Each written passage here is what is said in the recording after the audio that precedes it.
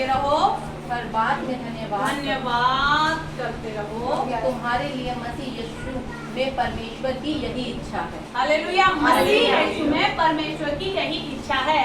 परमेश्वर क्या चाहता है कि हम आनंदित रहें। परमेश्वर क्या चाहता है कि हम हमेशा खुश रहें। परमेश्वर कभी नहीं चाहता कि हम मुंह लटका के बैठे। परमेश्वर कभी नहीं चाहता कि हम दुखी रहें। परमेश्वर कभी नहीं चाहता हम बीमारियों में रहें। परमेश्वर कभी नहीं चाहता कि परमेश्वर के हम उस अनुग्रह से निकल के दुख में जाएं। हाँ, परमेश्वर की प्रार्थना को ना समझ पाए, हम दुखी रहें। परमेश्वर नहीं चाहता है। हालेलुया।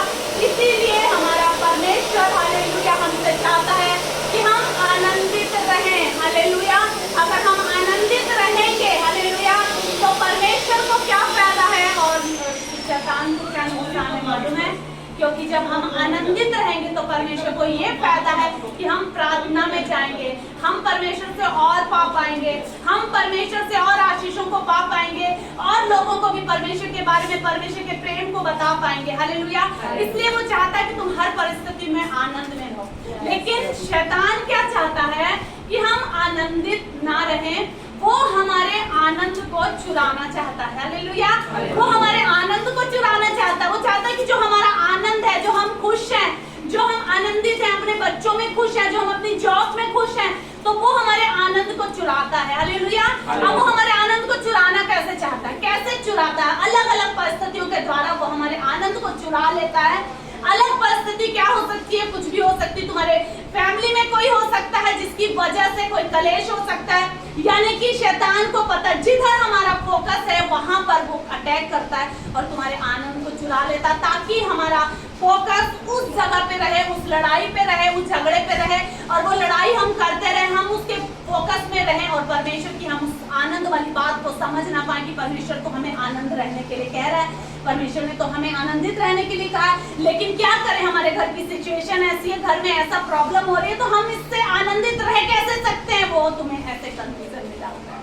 अगर और बात करें तो बहुत सारे तरीकों से वो तुम्हें ऐसे करना चाहता है। कभी आपके ऑफिस में हो सकता है, कहीं पर भी हो सकता है, आपके इर्द गिर्द हो सकता है, रास्ते में हो सकता है, हर तरीके से वो आपको आपके उसने आनंद को चुराना है। क्यों? क्योंकि परमेश्वर आपको आनंद से भरना चाहता है, वो चुराना चाहता है। वो परमेश्वर क्या है? वो आपको महिमा में ऊपर उठाना चाहता है, वो आपको गिराना चाहता है। परमेश्वर आपको आशीषें देना चाहता है, परमेश्वर आपको बरकतें देना चाहता है, लेकिन वो उन आशीषों तक आपको पहुंचने नहीं देना चाहता, क्योंकि वो उनकी जिद लगी है, वो खींचातानी लग रही है। परमेश्वर कहता मैं दे के रहूंगा, शैतान कहता ये कैसे दे के रहेगा, मैं नहीं देने दूंगा।